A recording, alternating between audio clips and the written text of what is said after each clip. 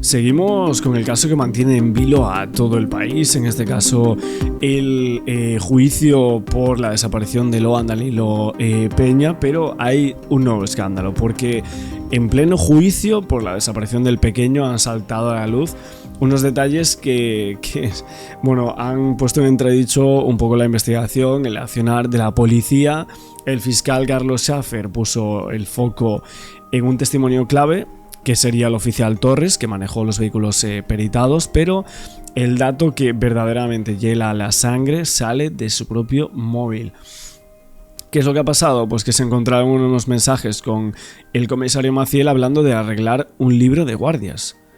Todo esto en medio de la búsqueda. Dicen que estaban modificando algunos registros mientras todo el mundo buscaba a esta criatura, a Loan Danilo Peña. Policías, oficiales muy importantes que obviamente ahora complican muchísimo a estos oficiales, tanto a Maciel como a ellos mismos.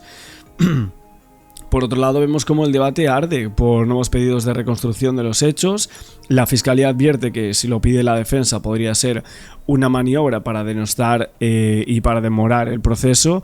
Y la mamá de Loan lanzó un grito exigiendo que se haga la reconstrucción para sacarse de todo tipo de dudas e incluso apuntando directamente a Camila y a Macarena, que no están como imputadas ni investigadas ni absolutamente nada.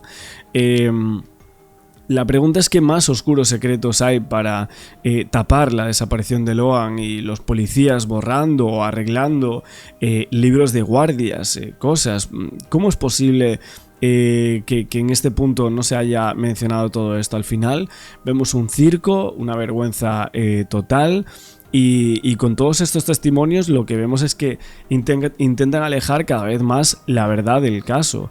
Parece que nunca se va a saber. ¿Cómo es posible esto? ¿Cómo es posible que haya abogados y que haya policías que estén modificando, ¿no? Todo este tipo de cuestiones y ver tanto poder en torno a un papelón como lo es el caso de Loan? Vimos como en plena transmisión como que se cortó la transmisión en directo también con la declaración del americano. Algo bastante raro, pero que sí que parece que sucedió en las últimas horas. Son muchas las hipótesis que se han identificado en torno a este juicio y hemos visto como, también aquella persona que parece que trató a Callaba el día de los hechos, esa ginecóloga Cintia que atendió a María Victoria Callaba, dice que habría concurrido un ataque de tos. Esta persona declaró que no la escuchó toser durante los más de 20 minutos que duró la consulta y tampoco le contó absolutamente nada de la desaparición del niño, como en alguna ocasión se llegó a mencionar. ¿Ataque de tos u otra cosa, no? Es la pregunta que mencionamos. En 20 minutos no la escuchó toser absolutamente nada. Esto es bastante raro. Luego también declaró Carlos Pachucho Moreira, el Pachucho que, mencionamos este nombre en muchísimas ocasiones, este vecino de 9 de julio que testimonió sobre supuestas huellas de Loan halladas cerca del lugar donde aparecieron aquel botín, ¿no? que tantas veces se ha mencionado, y que sostuvo que el hallazgo de este se produjo a una distancia considerable de Naranjal. Dijo que básicamente un chico así, que no creía que llegase caminando hasta allí ni de broma, y a partir de este testimonio obviamente se solicitó una reconstrucción del hecho. Hicieron unos pedidos que luego adhirieron a otros defensores y el fiscal Schaffer se opuso a esto. Argumentó que nunca se podía probar que esas huellas eran de Loan y que el planteo buscaba entorpecer, demorar el juicio, y el tribunal, integrado por varios miembros, defirió esa resolución de aquel incidente. Y luego nos vamos al último testimonio del comisario general Martín Leonardo de Cristóbal, que es actual jefe de la Superintendencia de los Investigadores Federales de la Policía. Según varios medios, este señor detalló que entre finales de junio y diciembre de 2024 trabajaron en Corrientes alrededor de 150 efectivos solo de esa fuerza, y que el rastrillaje del 30 de junio, ordenado por la jueza federal Cristina Pócer, participaron cerca de 500 hombres. Recordó que los fiscales habían pasado la causa a la justicia federal porque de las pericias telefónicas surgía que podía ser un caso de trata, pero que esto nunca había pasado, Y al ser consultado sobre la hipótesis de un accidente, de Cristóbal dijo haberla escuchado y que para él era la más fuerte. ¿La más fuerte? ¿Un accidente? ¿Descartar el cuerpo? Bueno, ahí vemos como en este punto hay otras personas que se enfrentan a cargos por presuntamente haber entorpecido y haber influido y sembrando hipótesis falsas sobre este hecho. Aparte, lo llamativo ahora, el montaje, por así decirlo, de policías en torno al libro de guardias del caso. Vamos a hablar un poco de esto y mencionar un poco qué es lo que está pasando en las últimas horas del juicio. Y estas son una semana intensa, ¿eh? En el juicio, algunos testimonios que llamaron muchísimo la atención. Yo estoy muy enojado. ¿Estás enojado? Sí, muy. ¿Por qué motivo? Porque no dejan de jugar con el nombre de Loan. Yo como que nada, ahora se alinearon todos y decir, no, hasta el de Policía Federal, el comisario, Es está terrible diciendo, eso. yo creo que no hay trata, no hay... puede ser un accidente. Yo vi ¿Qué, chicos? El diario, uno de los diarios más importantes de Argentina, publica en su portal, Sí. caí en la trampa, porque decía un investigador o una autoridad policial muy importante dio su teoría sobre el caso, como si fuera una revelación, ¿no? Me leí toda la nota. Sí. Al final, último párrafo, textuales palabras, insiste con la teoría. Para mí, lo más factible es que haya sido un accidente. Es una Todo para atrás, ¿no? locura. Se hizo eco de la versión de locura. los propios reos, ¿no? Es pisotear el nombre de Loan. Mira, acá se trabajó, y uno de los que mejor trabajó la causa, primero porque es de la zona, segundo porque participó de eventos de estas características y con resultados positivos, porque llevó adelante la investigación, es el doctor Hanson, Marcelo Hanson, y lo tengo acá en el piso. Marce, ¿cómo estás? Hola, ¿cómo están? Bueno, Marcelo Hanson no fue el que dio esta hipótesis. He visto como un abogado... ¿Cuál fue? Vallejos, puede ser. Bueno, básicamente estaba ahí en el juicio y dio unas declaraciones que las ha dado 800 veces. O sea, es que no es de ahora. Dice, Pérez y Callava lo chocaron. La hipótesis que sacude el juicio por el caso de Loan, dice el medio en jefe federal. Bueno, esto... Obviamente dicen urgente y tal, pero esto es una teoría que se ha escuchado 800.000 veces y que de hecho vemos como para periodistas serios que esto es pisotear el caso y la figura de la desaparición de Loan. Muy bien, la verdad que muy contento de estar nuevamente con ustedes, así que hace tiempo no nos veíamos. Hace rato, ¿es cierto? ¿Trajiste algo de corriente? Sí, La presencia. exacto. Para comer nada. También. Le podemos dar un mate, Hay ¿Querés Juancito un mate? ¿De qué correntino parte, también. No, ¿de ese qué no es parte de la correntino. mejor provincia de la República? Ese mate no es correntino. Sí, es correntino, el mate y él. mirá. Y nosotros creíamos que era correntino, vino un correntino y le dice que no correntino. Tiene más pinta de brasilero. Este mate siempre aclaré que era de Brasil. ¿Viste? Nunca lo aclaró. ¿Cuándo lo aclaró? Hay registros. ¿Cómo se hay nota que es registros. abogado mentiroso? El día que dijo Salvo Nahuel, Hanson. Ni en este juicio ni en ningún otro. Lamentablemente se desperdició mucho tiempo y bueno, ahora nos toca a los defensores, de acuerdo a la acusación, que creemos que es muy pobre en cuanto a pruebas, defender a cada uno de los imputados, en el caso mío y junto al doctor Monti, a Millapi y a Ramírez. Y bueno, ustedes habrán visto estas audiencias, creo que llevamos 17, 18 audiencias. 17 hoy, ¿no? ¿Puede ser? Claro, y 40 y pico de testigos que la verdad que no dicen nada que comprometa la responsabilidad penal de Millapi y Ramírez, más que como siempre lo dijimos, Defendidos. estuvieron en el lugar, pero es un hecho de que Loan se fue antes del Naranjal y era imposible saber hacia dónde se fue ni qué se fue. Ahora, el fiscal salió esta semana Sí, claro. como con aires de tener la verdad revelada.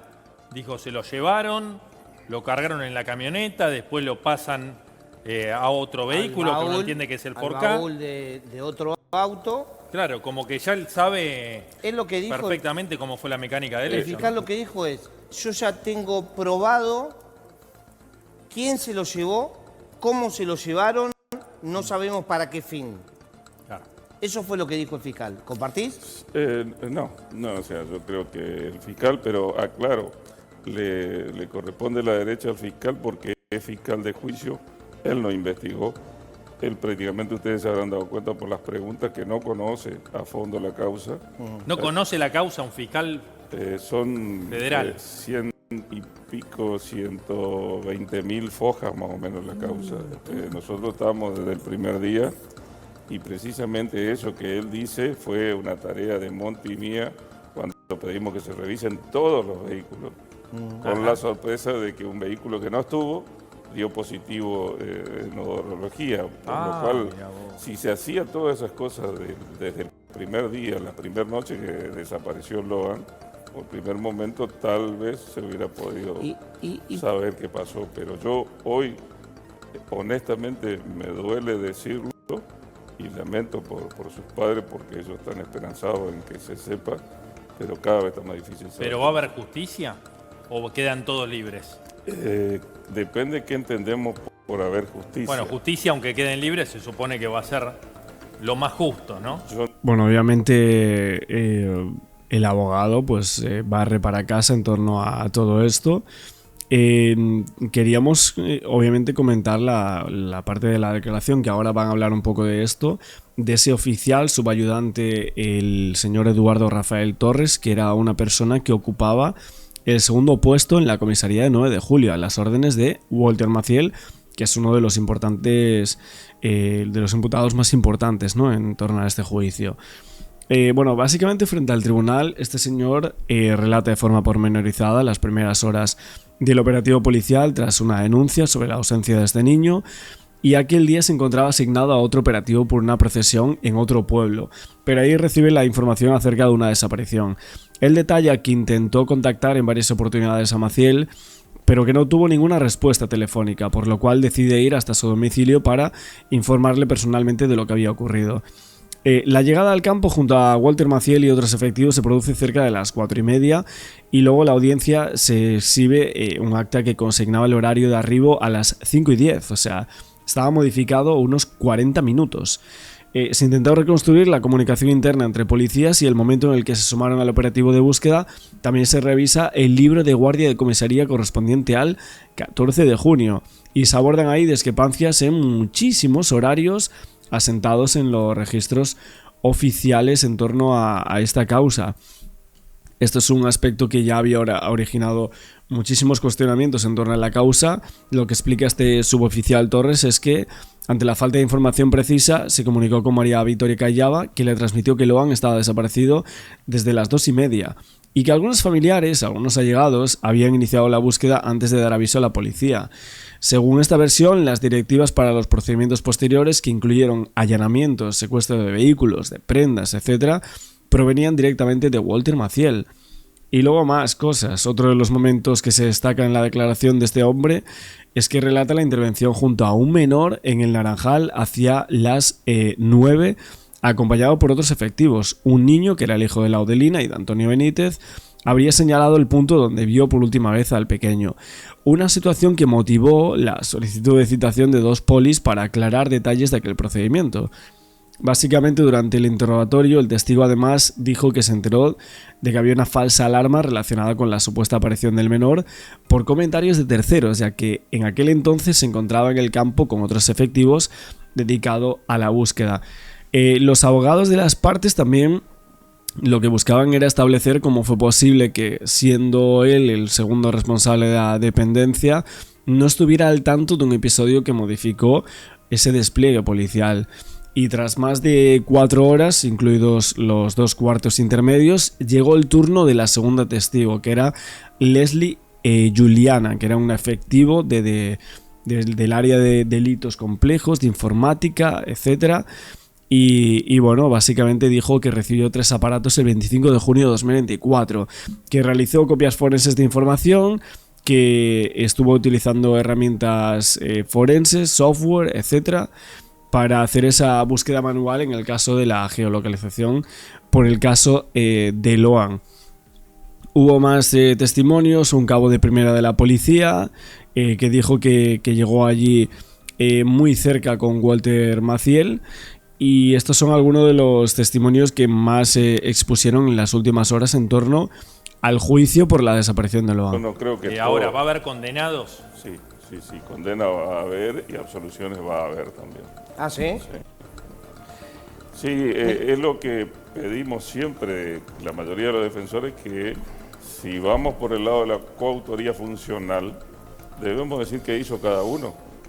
Sí. Acá no está especificado, o sea, si el chico se fue antes del Naranjal, ¿quién lo agarró? ¿Quién lo subió a la camioneta? Lo más certero, decime si no es así, digo, lo más certero es el rol de Caicedo y Pérez, que suben a una camioneta, después suben a un auto, donde se encuentra el olor a Loan. Claro. Que de eso se agarra el fiscal ahora. Al resto, ¿cómo lo pones? Bueno, por eso. Dentro de esa coautoría funcional tiene que tener una responsabilidad esencial, ¿no? Mira, hay un dato clave que nosotros tenemos en cuenta desde que prácticamente se dictó el auto de procesamiento, se repitió después con la confirmación de la Cámara y se repite en la lectura del requerimiento de elevación de la causa de juicio. A Millapi Ramírez le dedican 2 páginas, mejor dicho, 2 carillas a cada uno. Y nada más. Mira, O sea, hay toda una creación romántica del fiscal de instrucción y que obviamente el fiscal de juicio se tiene que armar de capa y espada para sostener. Claro, no puede eso. sumar Yo pruebas nuevas. voy a apelar a tu honestidad intelectual, que sé que la tenés y sé lo que te duelen los chicos. ¿Sí? ¿Vos crees que dentro de ese juicio está quién se llevó a Loan o quién ayudó a que se lo lleven? No sé si está quien ayudó, pero sí creo que está alguien que sabe lo que pasó. Y no se trabajó a fondo, por eso estamos en el pantano que estamos hoy. En singular lo decís. Sí, por lo menos una persona, y la recomendaría decir 2 personas saben lo que pasó. Yo diría 3. Bueno, sí. Yo, en lo personal, no estoy en el juicio, no soy abogado, ¿no? En lo personal, yo creo mínimo 3 que están ahí Los más instruidos. saben qué pasó. 4 también. Bueno, ¿Qué igual pasó nosotros lo podemos. Hanson no lo Sí, puede a decir. ver, nosotros sí. para mí claramente tenés una laudelina que hay que Mira. mirar. ¿Sí? Espera, pero te propongo algo, perdona que te interrumpa. Dividamos en 2. Grupo del Naranjal, grupo de la casa. Sí. Esa fue el error de no haber diferenciado. ¿Qué hicieron estos? ¿Qué hicieron estos? No, para mí el error principal es no agarrar a todos de forma inmediata de los que estuvieron en esa mesa, secuestrar autos y celulares de todos los que estuvieron en esa Está mesa. bien, pero ya se te fueron. Ponele, Sí, claro. Ya cometiste ese error. Bueno, pero 2 grupos diferenciados hay, Naranjal, casa. Sí. ¿Quiénes son los del Naranjal y quiénes En los de la Naranjal casa? estaban Millapi Ramírez, de adultos hablamos, ¿no? Millapi Ramírez y Benítez. Benítez. Y todos los chicos. Sí. Y después en la casa quedó el resto de los concurrentes. Cayaba, Yo creo- Pérez y el resto de la familia. Sí, y por afuera yo no descarto a Maciel nunca. No, claro. ¿Me Sí, puedo equivocar? Sí, claro. Es posterior la actuación. O sea, No.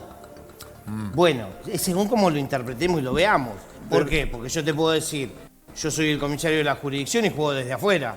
Ni me acerco al lugar. está bien, pero el plan ya quedó demostrado y lo dicen los propios investigadores, no existió. ¿Qué investigadores? Bueno, está bien, pero el plan no existió porque no hay vínculo de ninguna manera entre todos y un dato esencial de que no podía haber plan es que Loan cae en ese momento y nadie sabía, y dicho por la propia familia. Sí. Entonces sí, Pero había más, chicos. sí, pero son todos hijos de y sobrinos. Está bien, pero a o vos sea, no te llama la atención la foto de Loan con los platos adelante. ¿De verdad nadie le llama la atención Me esa llama- foto? Me llama la atención todas las fotos. Y bueno, Todas las fotos porque era muy raro borrar esas fotos, o sea, Igual no puede- en horario preciso. ¿Cuánto tiempo antes tiene que pergeniarse algo para llamarse plan? ¿No pudo haber sido durante claro. el almuerzo? Bueno, los testigos que declararon hasta ahora dicen que no advirtieron prácticamente nada de ese tipo. Pero de... si hubo una foto, hubo un plan. Claro. Está bien, bueno, ¿no? pero ¿quiénes sacaron la foto? Por eso yo digo, dividamos los grupos. Es que me parece que se hizo todo a propósito. Todo es raro y vos me lo vas a poder decir que sos de la provincia y son uno de los mejores estudios jurídicos que tiene todo Corrientes, y está bien. Por ejemplo, vos me decís... Bueno, yo no sé si estáis de acuerdo con lo que dice aquí este abogado, diciendo que, bueno, 2, a lo mejor 3, que estaban involucrados en la desaparición, todos los demás los echa fuera, ¿no? La verdad que resulta difícil, no sé si va a pasar eso también en el juicio, que solo 3 van a ser condenados. Maciel no estaba ahí. Bien, te lo tomo. ¿La fiscalía abren también a las 3:30 de la mañana? Ahí para un caso tuyo, ponele. Vos, si llamás y decís al fiscal, 3:30 de la mañana, estoy llevando una testigo.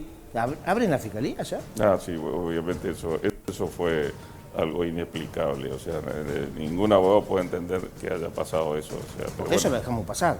Y es normal que un comisario general... Van a venir a declarar y van a tener que explicar. Para instalar la teoría del accidente. No sé si fue así. Yo creo que eso está hilado a datos obsecuentes por el costado que trataron de quedar bien. O sea, yo eso lo investigué bastante y no llegué a ninguna conclusión de que eso formara parte de todo esto. ¿Vos creés que a Loan lo pisaron y lo descartaron? Si fuera así, ¿Dónde el primer abogado que tuvo le hubiera dicho confesar lo que pasó. Pero además, ¿por qué no darle auxilio, no? Ponele que se Por más que te hayas tomado una copa. No, ponele la excusa que quieras que eso ocurrió. No es lógico que vos te achaques un delito más grave que el que tenías en el hecho, porque cualquier abogado te va a aplicar el accidente culposo. Sí, totalmente. Sin antecedentes, no vas a prisión y esperás al momento del juicio. Tendrá una responsabilidad patrimonial porque el seguro se abrirá. Bueno, sí, pero son cuestiones que tienen solución. Es decir, no es normal... No, es muy raro en este caso que un accidente se quiera sacar.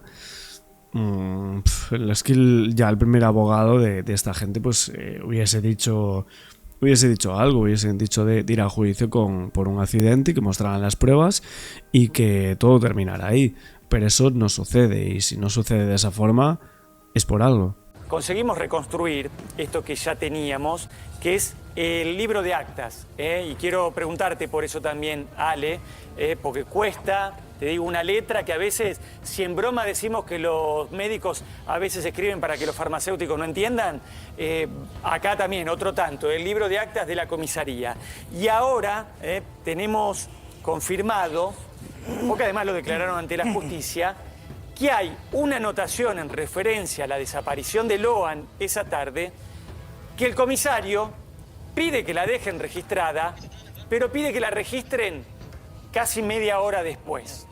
Que va a tener que dar explicaciones el comisario Maciel de por qué pide que eso quede registrado, pero por qué más tarde. Cuando tengamos ahí, lo mostramos, de 2 oficiales de policía, además, que ya declararon. Uno es el oficial Torres, prácticamente el segundo, la mano derecha, comisario y Torres, un vínculo donde además se dan cosas insólitas. Fito, licenciado Greco, Mirta, que nos acompañan esta tarde, y ya vamos a charlar con ella del tema para el cual la convocamos, que es que además es su segundo. Y cuando van a allanar la casa del comisario Maciel, quien encabeza el operativo, casi parece un chiste, una armada Brancaleone, es el segundo, es Torres. No, miren lo que ahora tenemos, que conseguimos entender la letra, poco menos que tuvimos que recurrir a un perito grafólogo, ¿no? Libro de guardia de la comisaría. Siendo la hora indicada al margen, acá no la consignamos en la placa, pero era 16:30, hagan de cuenta que dice 16:30 o 16:15, ahora que la producción si no me corrija, siendo la hora indicada al margen, esta es la clave, dejo expresa constancia que en el paraje Algarrobal de esta localidad se habría perdido un menor de 5 años de edad, por lo cual bajan los móviles afectados a la procesión por el día de San Antonio. 2 móviles que estaban afectados a esto que era la actividad convocante del pueblo, también la excusa para la cual convoca la abuela Catalina al encuentro tan famoso con gente que ahora vamos a ver, que dicen que no se conocen entre sí.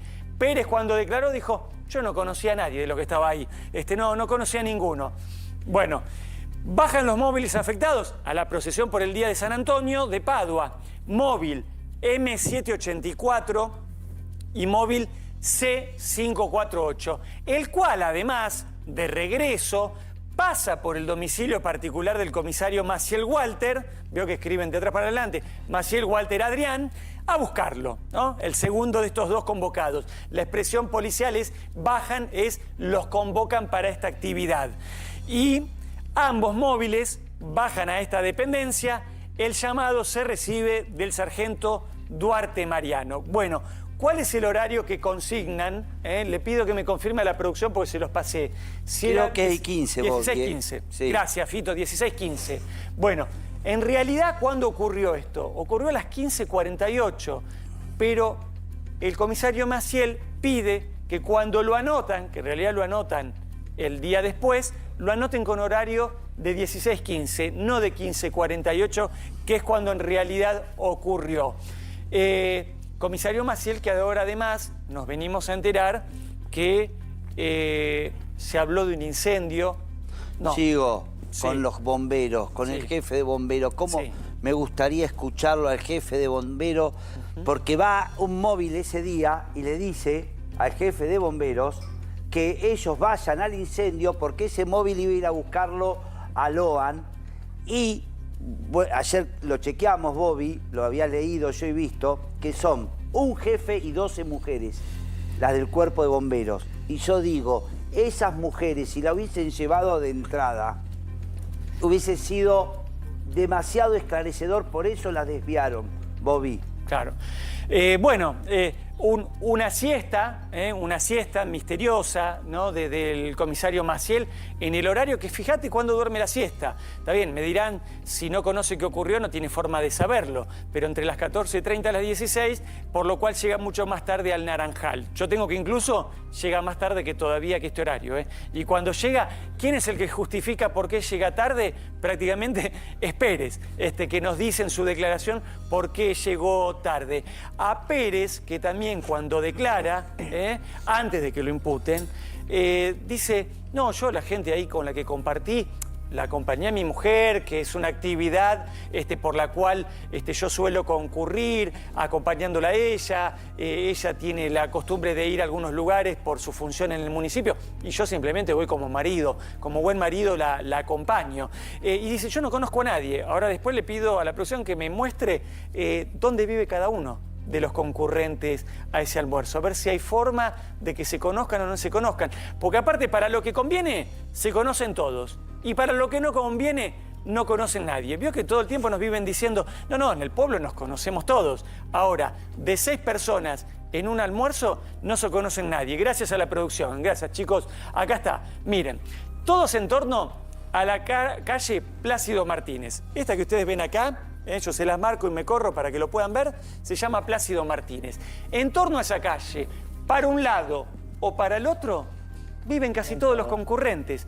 Cayaba Pérez, allí lo tenemos. Arriba, en la lupita, el globito verde. Allí vive el matrimonio del ex capitán de navío y la funcionaria municipal. Salimos a caminar, hagamos de cuenta que salimos a caminar. Está linda la tarde, nos abrigamos un poquito, salimos a tomar mate, a saludar a la gente del pueblo. Recorremos la calle Plácido Pérez, atravesamos Sargento Cabral y ya inmediatamente llegando a la segunda calle, pero para la derecha, tenemos la casa del comisario Maciel. Ahí lo tenemos, el globito azul. Volvemos a Plácido Martínez, seguimos caminando, casa allá globito rojo de la Audelina. Y seguimos un poquito más y tenemos en otra tonalidad de azul, casi celeste, la casa de Millapi, que además de Millapi es la casa de Ramírez. Son un matrimonio. Con lo cual tenemos el matrimonio Pérez Cayaba, ¿no? El comisario Maciel, que no participó del almuerzo, pero que es un actor clave de esta historia.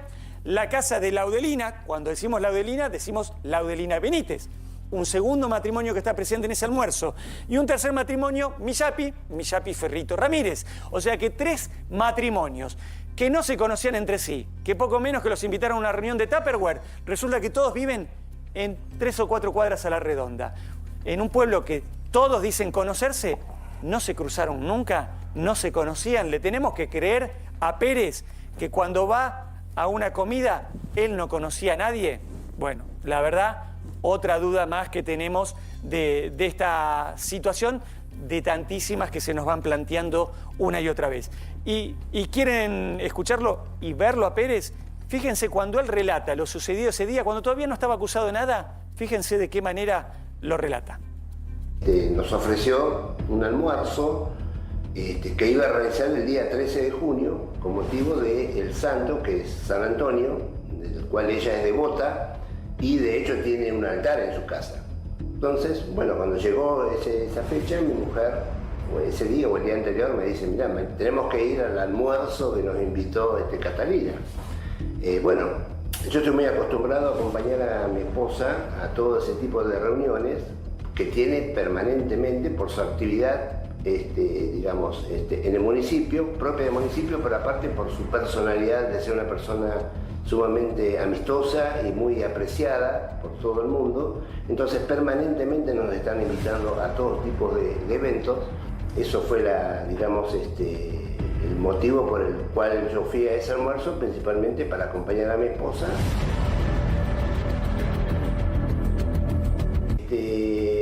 Y nos dirigimos hacia la camioneta, pues ya nos estábamos yendo. Después me entero que la tía, en ese momento que estaban juntando las mandarinas, aparentemente recibió un llamado, supuestamente de su esposo, consultándole por el niño se había llegado, porque aparentemente se había trasladado y ya no era que estaban adelante, sino que se habían ido alrededor a un lugar donde también hay frutales, de aproximadamente 600 metros de ese lugar. Y el niño, que durante la comida un par de veces él había ido y había venido, tenía una especial preocupación por el caballo, porque aparentemente habían venido con su papá a caballo de 9 de julio. Y yo me acuerdo que vino el niño un par de veces, papá, el caballo, que estaba preocupado porque el caballo estaba suelto, y bueno, tenía temor. Supuestamente el niño ya se venía al encuentro del lugar donde estábamos con el padre, y es cuando esta tía recibe ese llamado de que para confirmar si había llegado. Acá no llegó todavía aparentemente. Y en ese momento nos saludamos, nos despedimos, y es como la señora Adelina y el padre del niño se van para el lado del callejón al encuentro supuestamente del niño que todavía no había llegado, pero que se estaba desplazando hasta ese lugar. De ninguna manera nosotros tomamos conocimiento de que el niño estaba perdido en ese momento. Para nosotros era una situación donde ellos iban hacia el encuentro de un niño que se desplazaba y que le habían avisado para que lo esperen porque querían confirmar si había llegado o no. Bueno, listo. Chau, chau, nos fuimos. Ustedes lo escucharon, fue acompañando a la esposa nada más porque la suele acompañar en este tipo de eventos, y cuando ya se sabía que el nene estaba perdido, no asumieron que estaba perdido, pensaban que ya estaban yendo a su encuentro. Haberse quedado 3 minutos más y lo confirmaban, ¿no? 3 minutos más, 5, y lo confirmaban. Y ella, funcionaria municipal, que tendría que ser una de las responsables de, ante una situación así, dar una alerta temprana. Fito, ¿qué ves? 2 cositas. La primera es esta, Bobby, que ella es muy querida, es muy sociable, fue a esa comida, la quiere el pueblo. Falta un nene y es como que te dijera, escúchame, falta el gallo de la bataraza. Es lo mismo. Si hubiesen dicho falta el gallo o la bataraza, era exacta lo mismo para ella, como bien decís vos, que esto no implica per se ninguna responsabilidad penal en el hecho, pero llamativo. Empieza a ser llamativo. Y segundo, ¿cómo me hubiese gustado saber qué había a la izquierda? Porque todo el tiempo él hablaba, miraba a su interlocutor y desviaba hacia la izquierda. Puede ser que haya algo, que haya alguien, pero cómo se salía de foco en su historia continuamente a la izquierda. pinceladas que a uno le hacen ver que se salió del cauce normal. Se puede salir, sí, no digo que con esto, pero cuando empiezo a ver algunas cosas, empiezo a ponerle una lupa a la situación. Doc, ¿qué ves? Primero que Fito tiene una mirada de rayos X y tiene una mirada de percepción que dan cuenta que tiene calle, oficio y años. Ponerlo en los términos que quiera Fito.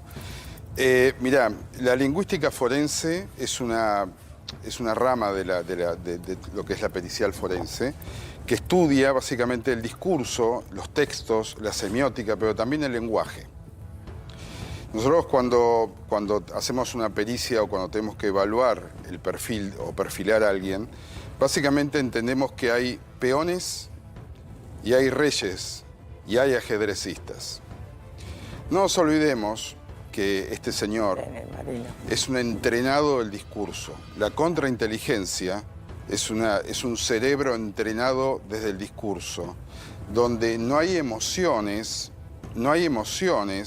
parece que está hablando de un objeto, porque así funcionan también las redes. Las redes de trata lo que hacen es cosificar. No hay humanidad, lo primero que se pierde es la humanidad porque el otro es un objeto. Entonces, ¿no? Psicópata. Nosotros entendemos que la psicopatía tiene este discurso, que es el discurso florido, así lo llamamos. ¿Por qué florido?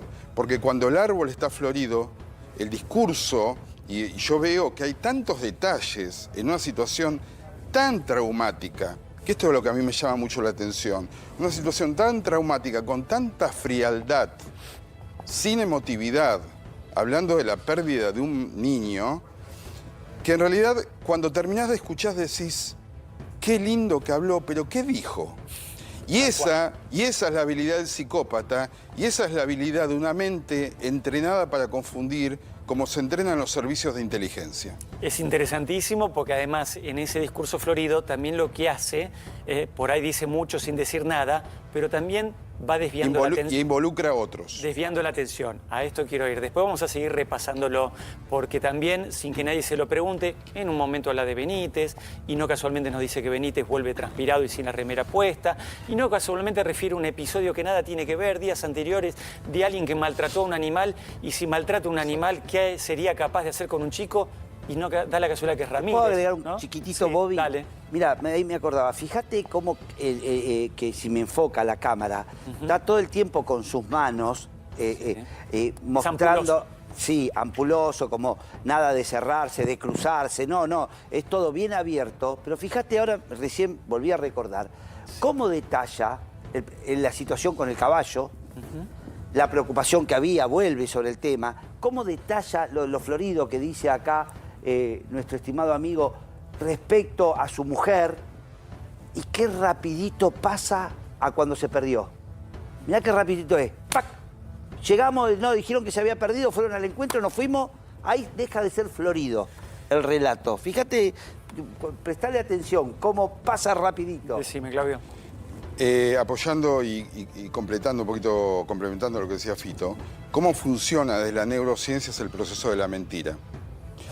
Siempre que hay, salvo que alguien haya sido muy entrenado, que haya sido entrenado para mentir, porque es un entrenamiento neurocognitivo, la mentira tiene 3 fases.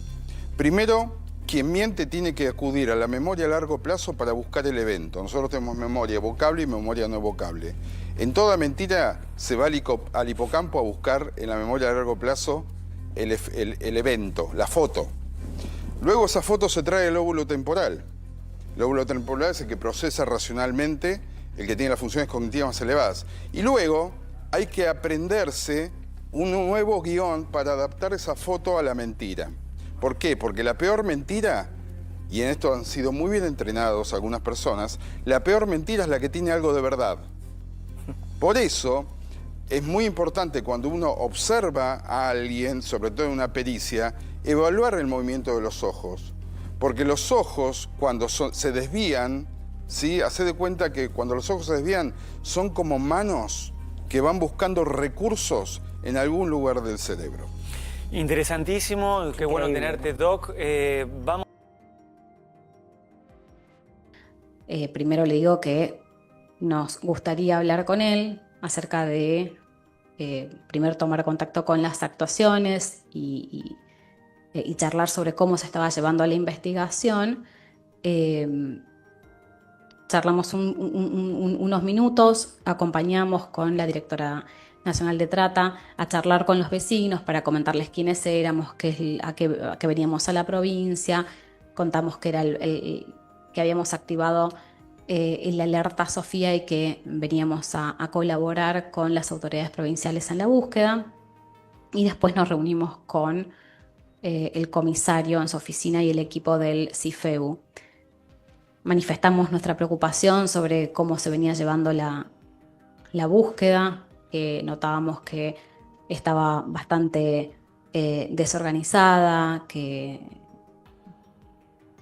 pedimos copia de las actuaciones. En ese momento que había hablado con el fiscal y que me había autorizado a tomar copia legal, me dijo que se estaban tomando declaraciones en cámara Gesell en Goya y que por eso no podíamos tomar copia de las actuaciones. Nos decían en todo momento que tenían recursos, que no necesitaban recursos federales. Salí de ahí, inmediatamente me comuniqué con el doctor Juan Carlos Castillo, los efectos de manifestar nuevamente mi preocupación y decirle que no tenía mucho sentido que sigamos en el lugar porque no había nada que pudiéramos hacer, porque no podíamos prestar apoyo en la investigación. Y comentó la preocupación de cómo se estaban llevando a cabo los rastrillajes, que había muchísimas personas en el lugar, que no había una coordinación única, que las fuerzas federales estaban sin tareas, entonces me pide que prestemos colaboración con el armado de los rastrillajes, que me contacte con el jefe de Defensa Civil de la provincia, Bruno Levinson. Nos contactamos con él, nos reunimos en el lugar cercano a la desaparición, donde se establece un centro de operaciones, al menos para los rastrillajes, y empezamos a delimitar. Lo primero que pedimos es que no se acepte más la presencia de civiles, que no sean, porque había muchas fuerzas, tanto de la provincia como fuerzas federales y bomberos voluntarios, para poder hacer una búsqueda más profesional. Para que se empiecen a delimitar las áreas y empezar a trabajar en conjunto. Ese día estuvimos en la zona de campo. Por la tarde hubo policía federal con unos perros. Se encontraron, estaban en un rastrillaje que estaban haciendo, encontraron unas muestras biológicas que podrían haber sido, entendíamos, vómitos, heces, desconocíamos. Entonces pedimos criminalística para hacer levantamiento de la muestra. Nos comentan que no había criminalística en el lugar, entonces pedimos que de ahora en adelante siempre haya una criminalística por cualquier cosa que pudiera encontrarse, para asegurar la debida cadena de custodia. Esa muestra la levantó Policía Federal con acompañamientos de CIFEU. Toda la muestra, el levantamiento fue filmado, fue resguardado en una bolsa Ziploc que se llevó a donde estaban, hasta que pudo llegar el área de criminalística y hacer la entrega de esto que se había encontrado. Esa noche hubo una reunión en el campo de las autoridades policiales provinciales con todos los uniformados. Fue solamente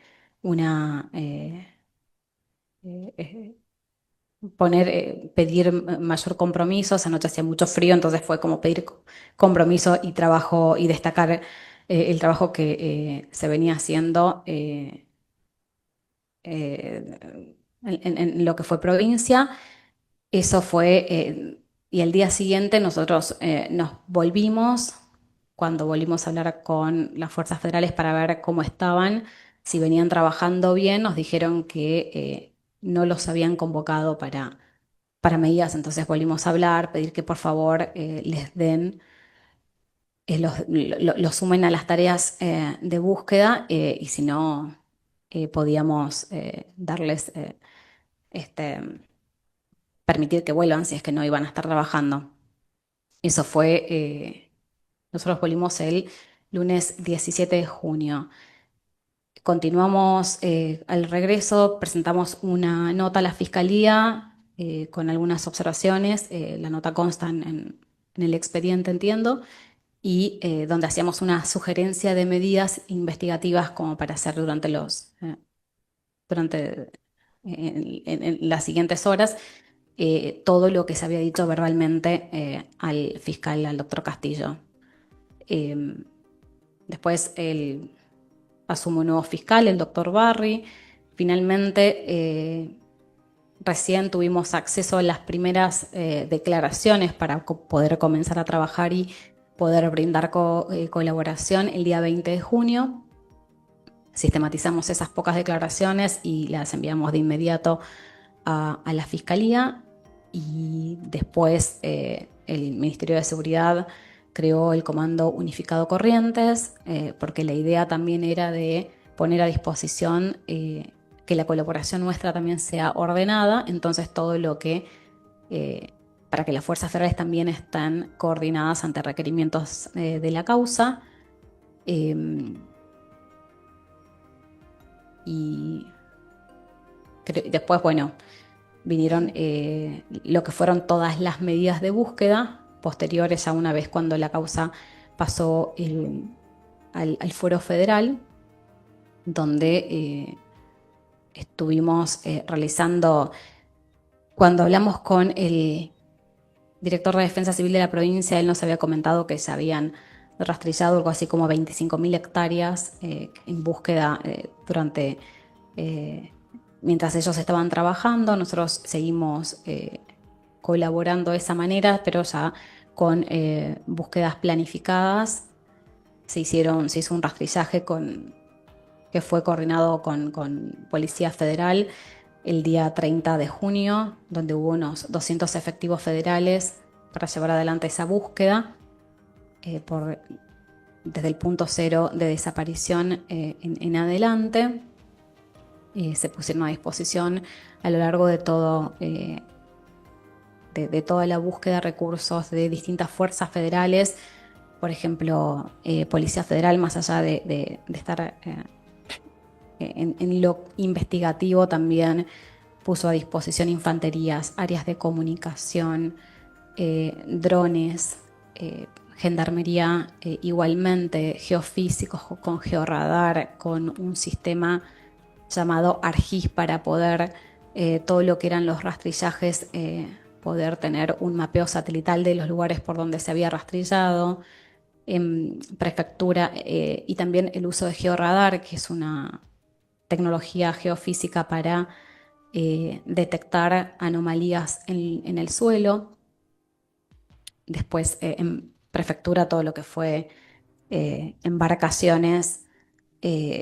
No solamente colaboramos con fuerzas, con los recursos de las fuerzas de lugares cercanos, sino también pedimos equipamiento, como por ejemplo a Mar del Plata, que hicimos pedir un sonar de barrido lateral para poder, que es como el georradar en suelo, pero para agua, para poder hacer rastrillajes acuáticos por los ríos Batel, Santa Lucía, por las lagunas. También hubo embarcaciones, se pidió colaboración a la Superintendencia de Bomberos de Policía Federal con perros de búsqueda, y también, como había mencionado antes, a la Federación de Bomberos Voluntarios, que puso a disposición perros también, tanto de rastros específicos para trabajar con prendas de Loan, como también de restos humanos en distintos puntos del tiempo. Señaló recién que le habían manifestado que no necesitaban recursos y que estaban trabajando bien. ¿Quién le manifestó eso? El comisario Maciel.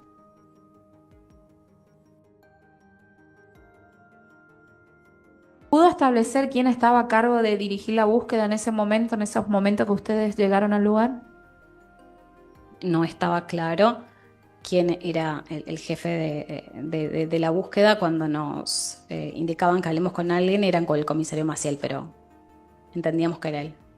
¿Cómo era la actitud de él cada vez que ustedes manifestaban querer trabajar en esta causa y en la búsqueda? Muy reticente, no se lo notaba contento. De hecho, cuando estábamos hablando con el comisario Báez, él se alejaba. Realmente nuestra percepción era que nuestra presencia molestaba. ¿Consultó sobre el hallazgo de algún calzado o botín de Loan? Sí. Todo era consultas a tirabuzones porque no nos comentaban mucho. Nosotros habíamos tomado conocimiento por los medios de comunicación que se había encontrado una zapatilla, un botín en una zona. Consultábamos por eso. Él nos decía que sí, que había, nos mostraba fotos de eso, que él había estado en el hallazgo, pero todo de muy mala manera. Y a preguntas puntuales nuestras, no pudimos, preguntábamos en todo momento si tenían en claro quiénes habían estado en el lugar de la desaparición, si se estaban haciendo medidas, y todas eran respuestas evasivas.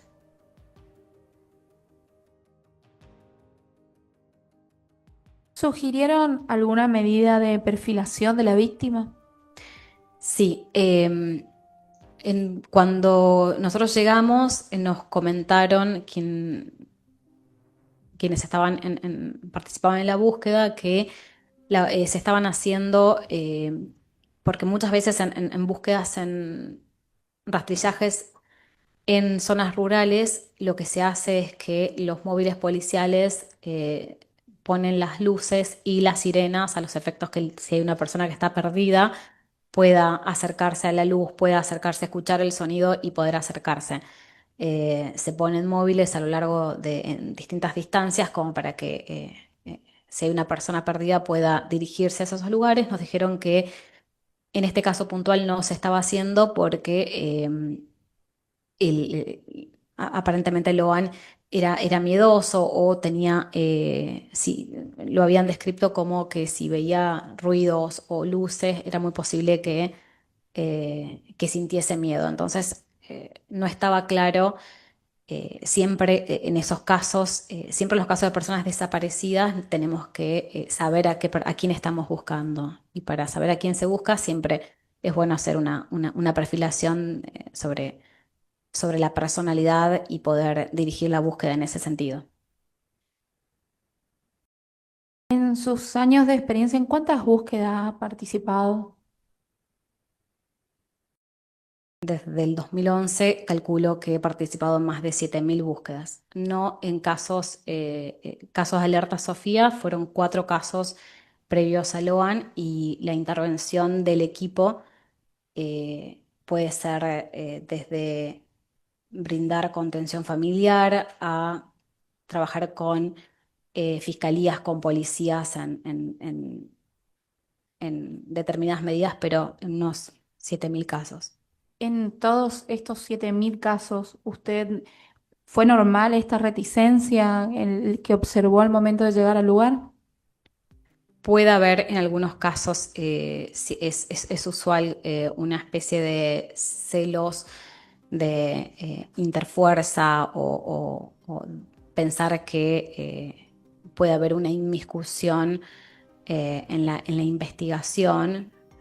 O quizás, entonces lo primero que hicimos fue intentar derribar todas esas reticencias, comentar que la investigación era una investigación provincial, que nosotros íbamos a coadyuvar en esa, poniendo recursos federales, pero completamente a disposición. De hecho, cuando trabajamos con el jefe de Defensa Civil, lo primero que en esa reunión que tuvimos con fuerzas federales, les pedimos que reconozcan la única conducción del jefe de Defensa Civil en el armado de rastrillajes, que es algo necesario en las investigaciones para que sea claro, una única conducción y todos los recursos reporten a una misma persona. ¿Sabes si la alerta Sofía continúa vigente? Y la alerta Sofía tiene una duración de 24 horas que se puede prorrogar por 24 horas más. Si bien no sigue vigente como alerta Sofía, porque lo que busca es que todo logra que el caso sea conocido a través de los medios de comunicación para que sepan que está desaparecido un niño de 5 años en la provincia de Corrientes. Eso no continúa, pero sí, por supuesto que continúa la búsqueda vigente hasta tanto. Todas las búsquedas continúan vigentes hasta que la persona aparece.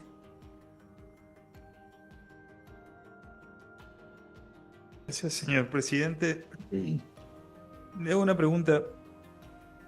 Recién dijo respecto a que generalmente se manejan con celos profesionales, algo así. ¿Nos puede explicar en este caso si algo fue diferente o qué fue lo diferente que le llamó la atención a usted respecto al trato?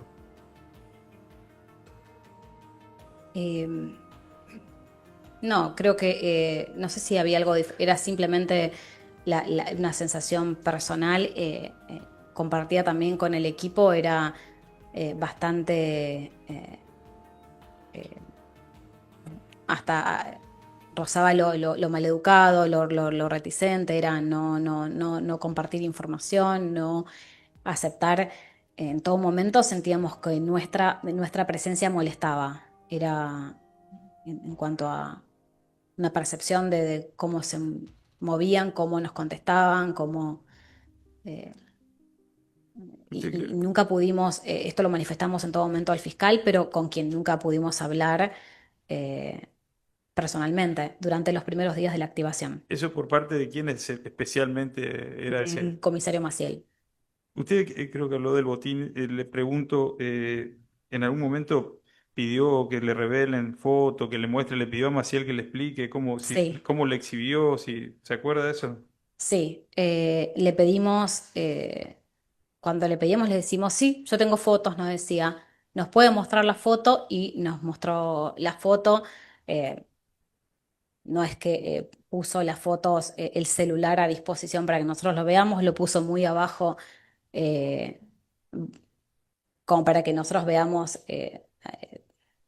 hacia abajo, lo puso la verdad que mm, todo nos daba a indicar que no nos quería mostrar las fotos fueron bastantes. Llegó el teléfono a la zona pélvica, por lo que nosotros nos acordamos. Para que ustedes vean la foto ahí. Ujú. ¿Generó alguna tensión eso, una situación así? No. O sea, lo que pedimos es, nosotros insistimos, en ese momento entendimos que claramente estaban molestos con nuestra presencia. Intentamos en todo momento dejar de lado cualquier miedo que pudiera haber sobre nuestra una inmiscusión indebida en una investigación local. Comentamos todos los casos de nuestra experiencia, comentamos que veníamos trabajando en numerosas causas, que era lo que hacíamos de forma diaria y que nuestra intención era solamente colaborar. Y acto seguido llegó el comisario Báez con el ministro, entonces ahí fue donde estuvimos charlando con ellos. ¿Cómo era la relación entre Maciel y el fiscal de la causa? ¿Sabe si lo sabe, no? Em, cuando tuvimos la reunión en la comisaría, Maciel dijo que era un fiscal nuevo, que era un fiscal inexperto. ¿Y eso le explicó por qué? ¿Que le contaba eso? No recuerdo que haya visto nada en particular. Le pregunto, cuando usted se entera, ¿nos puede contar qué le contaron de que había pasado con Logan? ¿Y qué estuvieron buscando durante ese tiempo? ¿Y cuánto tiempo duró esa búsqueda en ese sentido? Cuando llegamos, lo que sabíamos era que había habido un almuerzo familiar y que en ese contexto salen a buscar naranjas a un lugar un poco alejado llamado el Naranjal y que desaparece en ese contexto. No nos, como le comentaba, no... toda la información que solicitábamos, las respuestas eran respuestas bastante vagas. No había una respuesta directa cuando preguntábamos si tenían identificadas las personas que habían participado de ese almuerzo. Tampoco se contestaba con evasivas. Nosotros manifestábamos como que era importante tener esto cierto y estar haciendo medidas en relación y también no descartar ninguna línea de investigación. Eso también me parece importante destacar que nosotros con la activación de la alerta Sofía inmediatamente pedimos a Migraciones una alerta por la desaparición de Loan y también a Interpol que se active una alerta amarilla como persona buscada en Interpol. Lo hacemos en el primer momento, pero que manifestamos que si bien se estaba haciendo toda la búsqueda en terreno, no debía dejarse de lado ninguna otra hipótesis que pudieran tener. Para decretarse la alerta Sofía, ¿en qué condiciones tiene que estar el menor? ¿Qué le tiene que haber pasado? ¿Hasta qué edad es? El programa es un programa para casos de niños desaparecidos en riesgo inminente, es decir, que las condiciones propias de la desaparición tienen que poner en evidencia que el niño, niña o adolescente, es decir, hasta 18 años, la persona que esté desaparecida, se encuentra en una situación de riesgo por la que no podría salir por sus propios medios, ¿no? En este caso entendíamos que un niño de 5 años que ya llevaba más de un día perdido en el campo, era un caso que cumplía los parámetros de activación de alerta Sofía.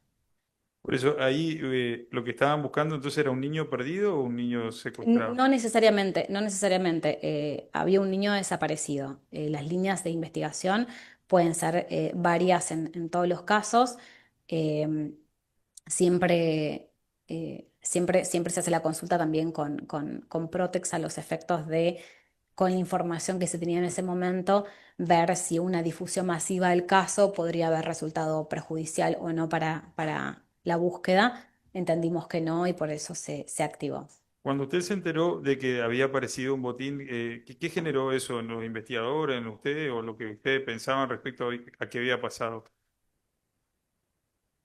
No, en realidad no generó no tuvimos una hipótesis. En un primer momento se pensó que si había huellas que aparecían era raro porque eran lugares bastante monte adentro. Pero bueno, de hecho, durante las primeras horas que llegamos y nos habían dicho que se habían encontrado huellas, incluso pasando la ruta 123, una de las y teniendo en cuenta que parte de lo que nos decían era que un niño que podría estar escondiéndose porque tenía miedo, pedimos que se deje agua y comida en determinados puntos pensando esta hipótesis, pero si bien se trabajaba y se ponían todos los recursos en esa hipótesis, se pedía que no se dejen de lado las demás, ¿no? Bueno, y una última pregunta. ¿De dónde sacaron esa información cuando perfilaron de que Loan era miedoso? Si se recuerda... No recuerdo bien, no sé si fue la familia que lo dijo, no lo recuerdo bien, pero fueron cuando nosotros llegamos el primer día de la activación. O sea que en un primer momento se lo dijo la familia así. Sí, recuerdo bien, no lo recuerdo bien. ¿Y sabe qué tipo de miedo era? ¿Miedo a qué? Si tenía miedo a andar solo, miedo a los animales, ¿a qué tenía miedo, sabe? No, No. no recuerdo. Pero sabían que era miedoso, digamos. Sí, como que desaconsejaban, eso seguramente lo pueden decir quienes estuvieron trabajando en la búsqueda el primer momento, porque comentaban que intentaban no poner ni las luces ni las sirenas. Muchas gracias, señor Por presidente. favor, doctor. Gracias. Le paso la palabra a la querella. Muchas gracias, señor presidente. Buenos días. Buenos días. Buenos días, señora Risco. Le hago una consulta. En la actualidad, ¿continúa presente la difusión de la imagen de Loan? Eh, Entiendo que sí, sí, en la página web del Ministerio de Seguridad Nacional. ¿Qué importancia tienen las primeras horas posteriores a la desaparición de un niño en una investigación de estas características? Las primeras horas de una investigación son las denominadas horas de oro en una búsqueda de personas desaparecidas por la importancia del levantamiento de medidas, por supuesto que los rastros se borran al pasar del tiempo y si llueve aún más. Las primeras horas son fundamentales.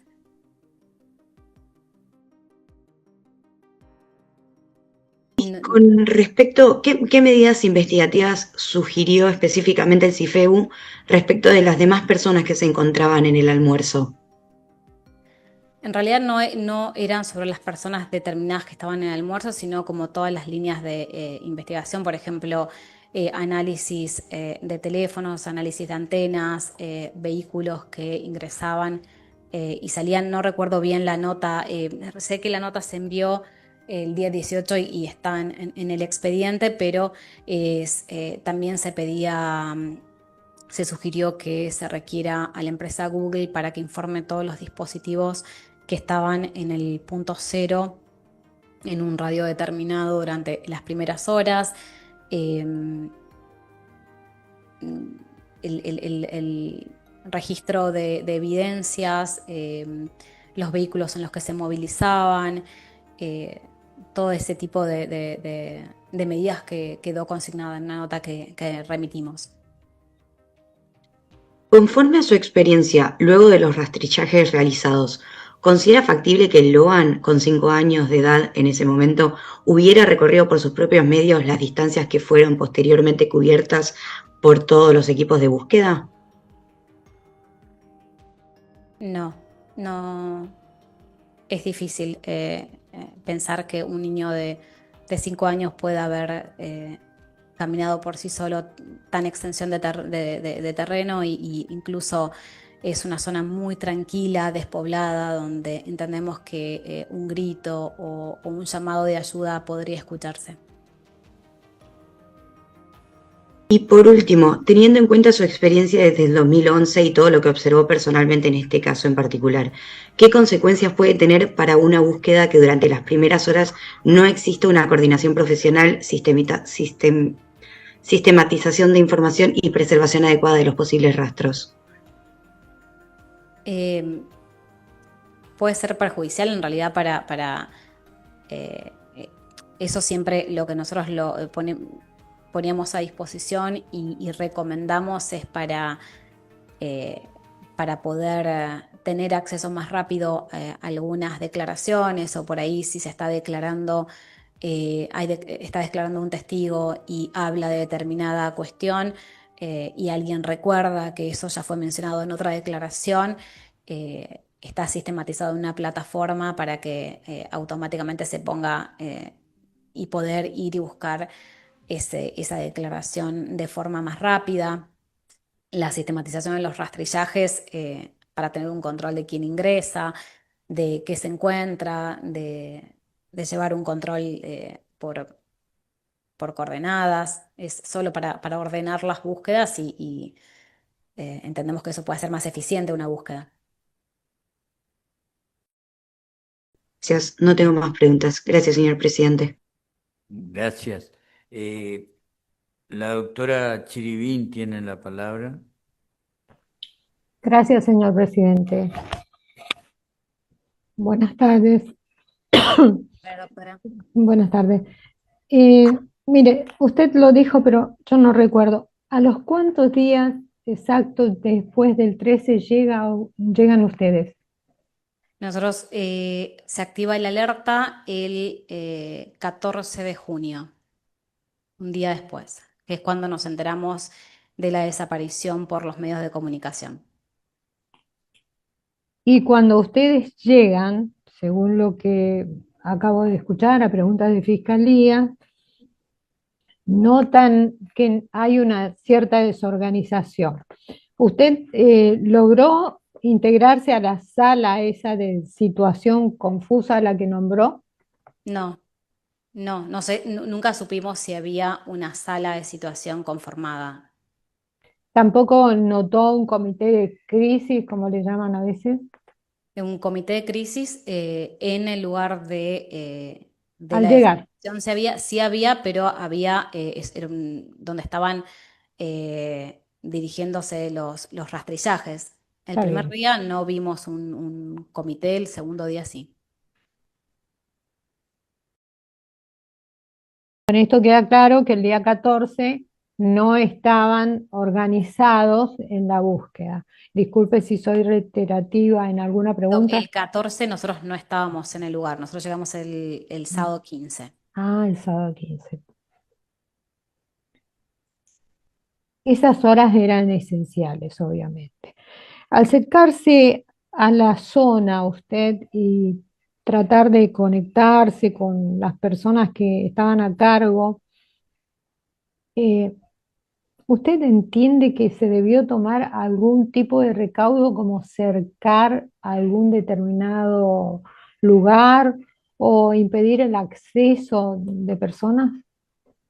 Nosotros sugerimos sí porque, y eso es bastante usual en casos de desaparición de personas donde hay mucha buena voluntad de los vecinos de querer participar en la búsqueda, pero entendimos que era necesario empezar a circunscribir los lugares de búsqueda y permitir a los efectos de no perjudicar el terreno y lugares donde podrían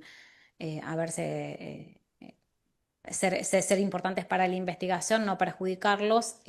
Pedimos que haya anillos de seguridad que se llaman como para solamente ingresen quienes tenían que estar en el lugar.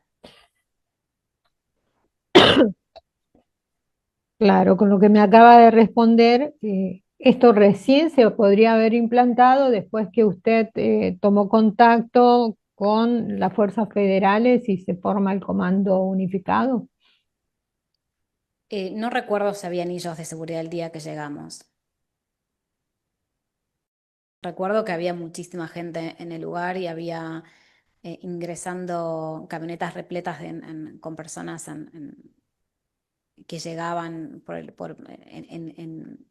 al lugar y que incluso que era un lugar que no estaba preparado para tránsito de vehículos porque incluso se estaban rellenando partes del camino para que puedan pasar los vehículos. Bien, recién contestó algo respecto al botín que se encontró. Y mi pregunta concreta, además de la foto difusa que le pudo haber mostrado el comisario Maciel, ¿usted tuvo alguna otra información al respecto? No. No, solamente la información que estaba en los medios de comunicación.